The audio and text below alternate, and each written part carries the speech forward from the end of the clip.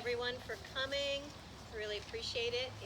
Literacy is really important to us at Rock Prairie, and we start that with oral language and toddler, a pretty robust language based on phonetics in Children's House, and then the big guns and really important stuff happen in elementary. And we're blessed to have Miss Chris and Miss Michelle here today. Miss Michelle is our reading specialist, our guru. She's also the staff morale officer. She may not always brag about that. She makes cards and does all kinds of great creative things. And then when I say something bizarre, she makes me a bizarre card to match, and so that makes me feel really good. And we spend a lot of time laughing, which is important. We'll take care of your kids for a good half hour. When it's time to go get them, will we have... I think it might be easiest if parents go back, take you your can walk own. around. I'll warn you that there's a little bit of mud in one spot, so herd your children appropriately and yourself, and you can get to see the chicken coop in the back. And we also were blessed with a generous donation of organic watermelons from Ben and Julie and Knox. There's a few left, so if there's any left and you want a watermelon, you can snag one. And the kids will be sharing one themselves as class on Friday, I believe. Wonderful. So have a nice time and enjoy. I'll be back and forth. And Miss Michelle. Thanks, Miss Martha. So for those of you who don't know me, I'm Miss Michelle. I work with all of your elementary students sometime throughout the day, almost every day. Third graders, we have an afternoon schedule this year, so I meet with third graders twice a week, but for a longer period of time. So we're just going to start at the beginning of like what an emergent reader is. So kindergartners and first graders coming into elementary. If they're at home with you and they're looking at pictures and they're telling you what the pictures are about and you're concerned that they're not reading the words, don't be concerned, because reading the pictures is also reading, and they're telling that story through the pictures. So that's called emergent reading. So some of the books that we use the A to Z leveling system, and that handout looks like this. So it kind of gives you an overview of what letters, so up at the top each one has a letter, and it gives you an idea of what letter goes approximately with each age group and grade. But really reading is a journey. It's not a hard and fast, if you're not reading at a level J before the end of first grade, you're way behind. That's not true. So we use it as a guideline, and we use it to pace ourselves and to pace the kids. So I'm just going to pass some of these around so you can look at the difference between a double A, which is very patterned, the tree, the fish, the dog, very repetitive, we're trying to get the kids used to sight words and using the picture to read the book as well. Then as they move into middle first grade and the end of first grade, and at the beginning of second grade, there's a lot of growth in first grade. So those of you who are parents and first grade friends this year, you'll see a lot of growth between now and the end of the year. I know Camila made huge gains last year. Mom was probably thinking, oh my goodness, every day. Ah! So the sentences get more complex. They still have pictures, but they're really reading the words now. So reading is when they're first learning to read, they're learning their letters and sounds, knowing that letters go together and make words.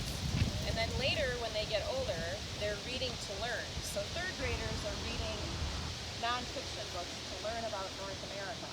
And they know how to figure out the words, they've got all those strategies, and now they're really reading for comprehension and to answer questions or to write a story or to write a paragraph. So reading and writing go hand in hand. So I'll pass around some of these middle readers. So a middle reader, like a level J for the A to Z, is equivalent to the level J that the Fontes and Pinnell people use. Fontes and Pinnell are like the literacy gurus of the world. And so the A to Z follows the alphabet until we get up to a J, and then it kind of deviates. So these aren't always the same as the Fontison Pinnell, and so that's why I gave us an equivalency chart.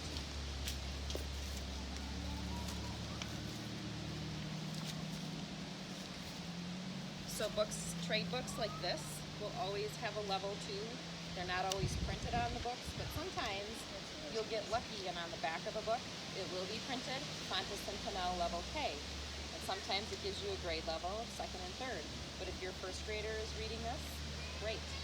So one of the rules that we use is the 5-finger rule. So if you open up a book because your kid is really interested in this and they make 5 mistakes on one page, then the book is too hard. Yes, they're interested. I will read this to you, but you are not ready to read this on your own. You'll get too frustrated, and that's okay. You'll be ready for it in the future. So that's called the 5-finger rule. I'll pass these around. Anybody have any questions, comments about their own child's reading? Yeah. I have a question. Is the letter J where you anticipate them to be by the end of first grade? About. And then these books, to find books anywhere in the library or whatever, how do you know what is there? Exactly. Even So the librarian doesn't know it's in. Well, that's why I brought these. So a lot of you buy these kinds of books for your kids, and when I lived with Bats is a level 4. We Need More Nuts is a level 2. Penny is a level 1, but they're all a different leveling system. None of these are following each other. So this level 1 could be similar or easier than this level 2. So that's tricky. That's a really tricky leveling system to follow. So again, I would go with the 5-finger rule, open it up, have them read a page to you, and if they make 5 mistakes, it's too hard. And that's okay. We just need to find a different book. So for example, this one comes from Scholastic, and it's a level 2, but on the back, their level 2 is E, F, G, H, and I, and this one's a level G. So sometimes they have more than one leveling system. So I would go with the letters. Miss Chris. I just want to say, so when you get your Scholastic order form, a lot of them will give you on the bottom, in tiny letters, the different leveling systems. So it'll say like G, and then it might give you a number. We use letters. Right. We use Fontison Pinnell. I think it says and guided ABC. reading Yeah. level, so that's what you're going to look for. And you look for the letter. Yeah. And just kind of go by that. And it can vary greatly. Yes, You know, you get that 2nd grade flyer and it can be all over. Because 2nd graders can be all over. So can 1st graders, so can 3rd graders. Right. So, but when you look at those, that'll kind of help you think about where your child is. Yeah, Does that help? Yeah. But it's obvious on that order form? Yep, and if they haven't leveled it, they leave it blank. And sometimes books just aren't leveled. And it'll say levels, not ABC, like the Fontison Pinnell? It'll say guided reading. Yeah, guided reading I is think what that's you how look for. Scholastic It'll say levels it. Lexels. But they use the Fontison Pinnell system. It doesn't say Fontison Pinnell, it just says guided So level. any of the books that say guided reading, Yes, guided level. guided level, Will have a letter. it'll have a letter, but the letters are different depending on what book it is? That's why she gave you Correct. that sheet. Right, that's why, Oh, that's what alright. this is for. Right. Because a chapter book, like Friendle, is going to be a much different level. This is much harder, than a 1st grader is ready for it to read on his own. However, if you're reading a chapter book at home to your child out loud, pick a harder book. They can always process auditorily higher than what their eyes can let them read on the page. So this is a 3rd, 4th, 5th grade level book.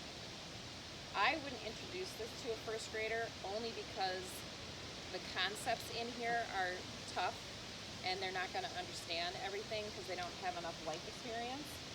But if you read out loud a 2nd or 3rd grade book to your 1st grader, that's appropriate. But they would not be able to read this on their own silently. So So that kind of brings me to some different kinds of reading that we do at school and that you can do at home. We do silent reading at the end of the day, which means they are reading a book to themselves that's at their just right level. That means they can read it completely on their own and understand what they're reading.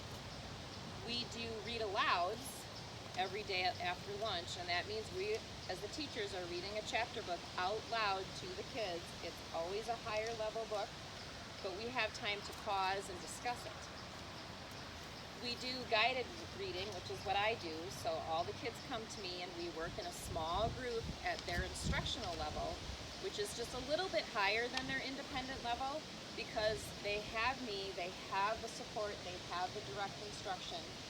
So, what else? What am I thinking? Well, those are the three Yeah. biggies. So it's Yeah. independent level, instructional level, and then a read aloud level, which is Right. more what you're interested in Right. and what your life experience, Right. you know, Right. kind of lends to.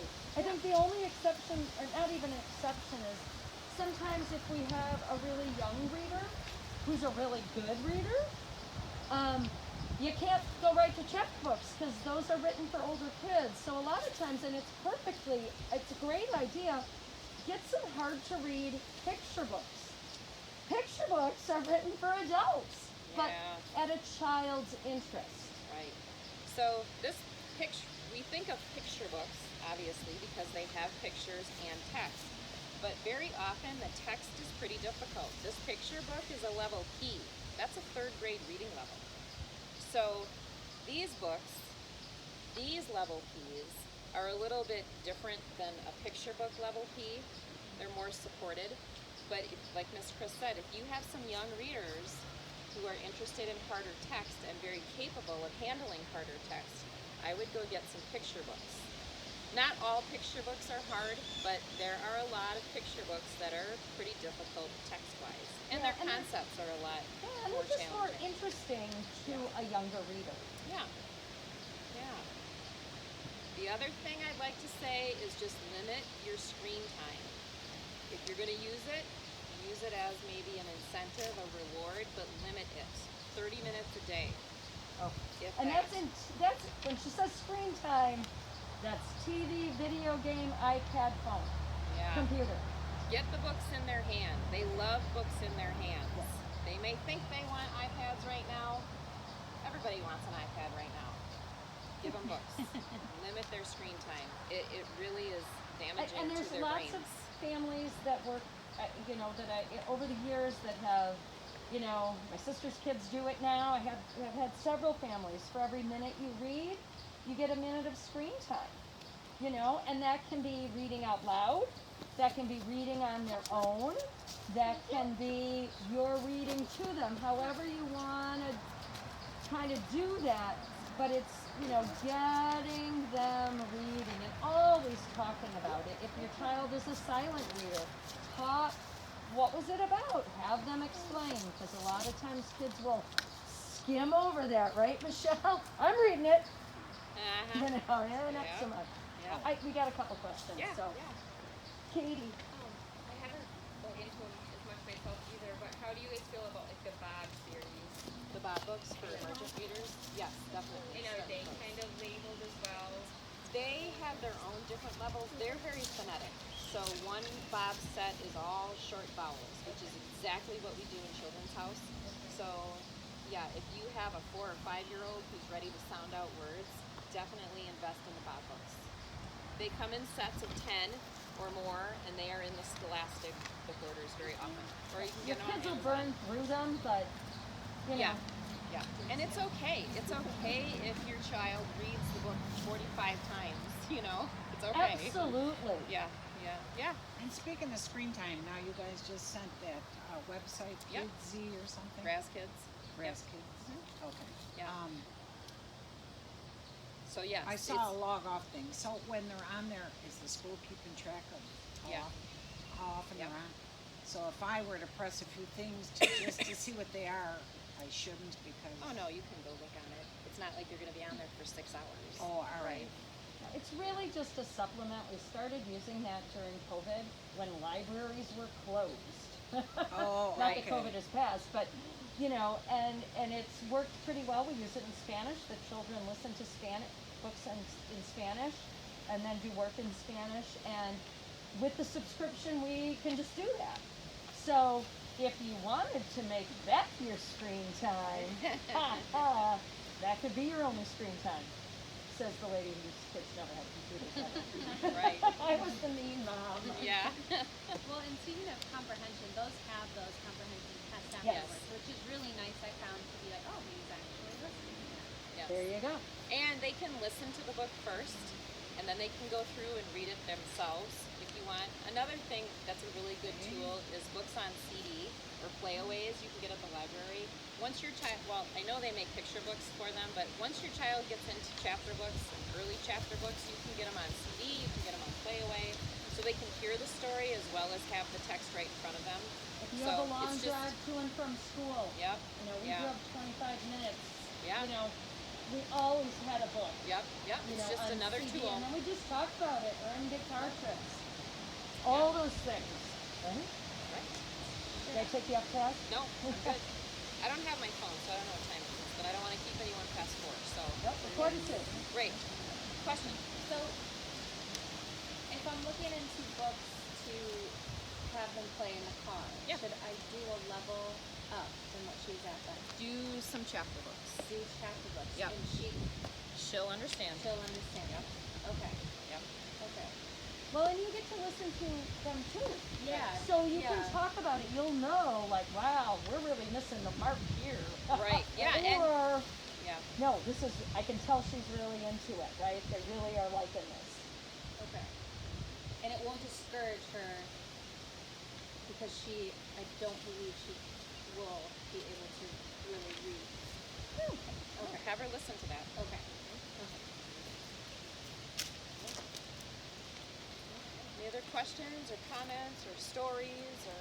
Do you have any extra copies of any of these little paperback books? Well, these are our school sets. So first graders will be starting to bring books home on Fridays. It's just a thing that we do with first graders. So whatever book that we've worked on for the week, they'll bring it home in a bag on Friday, and then you'll have a chance to see what they're working on, and you can read the book. They can read it to you, and there'll be a little journal response in there so that they can write something about the book in there. I tend to not do it with seconds and thirds only because they're a little more independent and it's kind of easier to peg what they're reading at their just right level. So first grade parents, make sure you're looking for those bags coming home. Do they bring those books back? Yes. They bring them home on Friday and they bring them back to school on Monday, and then they get a new book each week. Does anybody have a pen? I need to take some notes for my daughter. For my daughter who's not here. Just Michelle, you Yeah. might want to give some suggestions about what do you do when sounding it out doesn't work. I know it's on the bookmark, but this is, for me, it was really hard. Okay. So, yeah, if you are a parent of a first grader and you have this little bookmark, we're going to be using that pretty soon. Right now we're working on sounds and letters. So we're doing kind of a kindergarten review because everyone needs a little review. But when we get to our emergent readers books, we will all have this little bookmark in front of us. And second grade parents, if you want to take one of these, that's fine. Most of your kiddos are pretty much past this, but this sheet that's clipped to it, they go together. So this is the mom and dad cheat sheet, and this is what the kid looks at. So if I'm helping my child read and they get to the word cat, cat is a very phonetic word. Cat. Cat. Cat. Cat. So they are able to sound it out from the letter work that they've done in kindergarten and Children's House. But when they get to a word that is not phonetic, like the word they, they're going to look at the word they and go ta-ha-eh-ya, ta-ha-eh-ya, ta-ha-eh-ya. That's not a word because it's a sight word. So sight words are words that you cannot sound out, but that are used often. Said, that, when, her. First graders will also be getting sight words coming home to practice soon too. But these are the tricks that we use. These are the strategies that we teach the kids. So Get your lips ready. I see a k. Or I see bat. B, b, b. Get your lips ready. That's what the fish is for. Or eagle eye. Look at the picture. If the book is a beginning book that says this cat, they know the word this from sight. They're not sure what cat says, but the picture clearly shows a cat. Look at the picture. The stretchy snake. Stretch the word out. Chunky monkey. Chunk it up. So if the word is snap, put SN together in a chunk. Sn. App is another chunk. You can actually use your finger and just cover up part of the word. What did I read the other day with somebody? Overall. So I just cover it up all. Well, what's that word? Over. I cover it up over. What's that word? All. Oh, overall. Oh, okay. So chunky monkey. Skippy frog means skip the word. Just read the whole sentence, but skip the word like there's a blank there.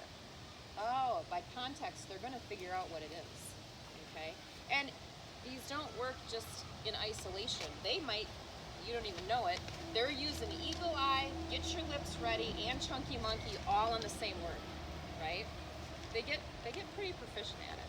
So these are a lot of other strategies. I know as parents we want to just say, well, just sound it out. Okay, try and sound out the word enough, right? Right? You can't do it. So that's where this comes in. Okay, so yeah, if seconds and thirds, moms and dads want one of these, there are some extras, but this is typically a first grade Still trick works. bookmark. Yeah. And you know what? The thirds are still using this. They don't use the bookmark, but they're like, oh, I'm gonna do a chunky monkey. So, yeah. I'm gonna say again, limit your screen time. Anybody have any questions? How do we know where our child is on the reading level? Okay, so I pull them aside every fall and every spring for one or the other if I don't know them well, and we do benchmark assessments. So I've read all of them to find out right where they're at, and we can send that home. Yeah, It should be so on their report card. It typically comes out, it Yeah. always comes out at the end of the year. So like Sawyer's a second grader, it came out at the end of his first grade year. It's on his report card. Okay. The It's little reading attached to it. section, so it should be independent, instructional, and Yep. what else? When we have conferences coming up at the end of November or October, we'll have test another them. one. You'll test If them you again. want to know sooner, we'll let you know. Okay. Yep. I mean, but the same thing happens, I think, even with kindergartners. Yeah. There's an end of the year. Plus, kindergartners will start getting books next week. You know, but if you're not sure, shoot us an email. Yeah. I mean, the same goes if you think of questions or you're not sure of something, just shoot Michelle or I, both of us, an email, and we're happy to get back to you. I think we just tried to give a lot of bullet points, right, Michelle? Right. About, Right. you know, Yeah. what Yeah. are some things? So, this, I guess, this is my situation. My son, I don't think is a bad reader. I think he's done pretty good for being in kindergarten and whatnot. But I have been kind of hard on him of staying concentrated on the book. He'll get distracted by the pictures and start talking about the pictures. I mean, do you think it's okay to let him drift like that, or concentrate on the reading, concentrate on the words? Well, so when he drifts, what he's really doing is making connections. So I'm sure you guys have all seen this when I write notes. So-and-so made a great text-to-text connection. So there are three kinds of connections that kids make when they're reading. A text-to-text, which means from this book that we're reading, oh, I remember in that other book that we read, the same thing happened. So text-to-text means book to book. So if he's reading with you and all of a sudden he either hears himself or he sees a picture and he's like, oh, but remember in that book we read last week? Blah, blah, blah. You can cut it off there. Have him tell you that connection and then get back focused. He might make a text to self connection, which means he's reading the story about a cat. Oh, but remember when our cat did that same thing? That was so funny. Cut it off there. That's his connection, and now move on. So make the connection, but then move on. Text to world means like the bigger world around them. So he reads a book, oh, that happened at school. Or, oh, remember in the neighborhood when that happened too? So that's a text to world connection. And that's what we're shooting for, making those connections. First graders, gonna make the text to self connection most of the time, you know? So yes, have him make those connections, but then, you know, you'll have to use your parent judgment about how much is the connection, but then how much is just storytelling, because that does happen too. When the kids are reading with me in group, we get storytelling, but we got to stay focused on this page. So Another thing that I've often done, more with my own children, is because I've got a couple storytellers. We talk about the picture first. Get it out first, then we read. And then do the same thing with the connections. But what do you see here? Oh, I see this and this and this. Okay, now we're going to read this. Now we're going to read the page. Yep. So sometimes they just need to get it out. Yeah. And then you can move on. Yeah.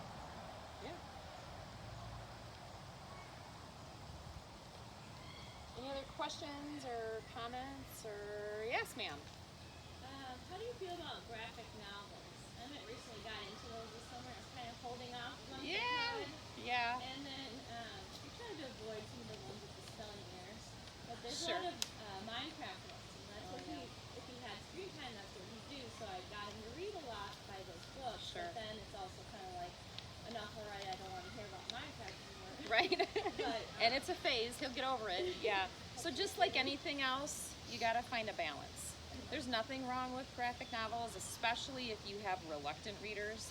If you have a kiddo who's just like, ugh, well, let's try this graphic novel. If that is the thing that speaks to him or her, I would use it. But if you know that your child can read a chapter book or branch out to some challenging picture books or those types of literature, it's just all about balance. So balance them with some chapter books that you know he likes. Or have a book club for Mom and Emmett, right? So, hey, I'm reading this chapter book, The Boxcar Children, or whatever. Do you want to read it with me? And we'll meet on Friday night for a book talk. I did that with my kids one summer, and we did I only have boys in my world, so, and we had a book club for boys. And I invited a bunch of their squirrels, and we read one book about baseball, and we went to a Snappers game when we were all done. The other one, it was Frindle, and it was kind of hilarious because they wanted to go to a coffee shop like their moms do. So, I've got all my third grade squirrels, with me, and they're drinking their hot cocoa when we're talking about Frindle. Nice. But, those are kinds of things that sometimes a little trickery, is okay. To kind of set that book. Another thing is sometimes they see us on their screens a lot, so you can have like a family like no screens. We're just going to read. And again, reading is reading. And I think, another thing that we didn't, I'm not sure if we talked about, but some kids are really sensitive to size of text. Yes. And so yes, a lot of kids do notice in books, hey, there's a lot of white space between those words. Well, this is not a good example. There's a lot of white space between the words. I really like that. Hey, these words are really close together. I don't like that. So different publishers have different fonts, and some really bother children, some resonate with them, some kids don't really care one way or the other. But if your child is really straining, or you're just noticing like reluctance to read, it could be the print. sometimes that's why graphic novels are appealing too. It's not just the picture, it's the number of words and the spaces that are given on the page. Yeah. So kids can be particularly sensitive to that or overwhelmed by it and kind of, can't do that. Right. Right. They'll just flip through it and see how much text is there and then say, I'm not reading that. So then go get it on CD. It might be a great one to listen to. And they can follow along. Right. The other thing I was going to say when you were talking about read aloud, even if your kids are old kids, 6th graders still love to be read to. So still enjoy a family chapter book, even when they're older. My kids were sitting on the couch with me until they were in 8th grade, and we were doing family read alouds. So they love it. If it's just part of what you do, Yeah. they, it can just become this, Yep. very easy thing. So we are about at 4 o'clock. So does anybody have any questions or comments, or we're happy, like we said, to take, any emails, any other specific questions? We're happy to help out at any time. So Yep. Anything you need shoot us an email, any questions or anything, we're available. Thank you, Miss Michelle. Yes, thank you, Miss Chris. Yeah.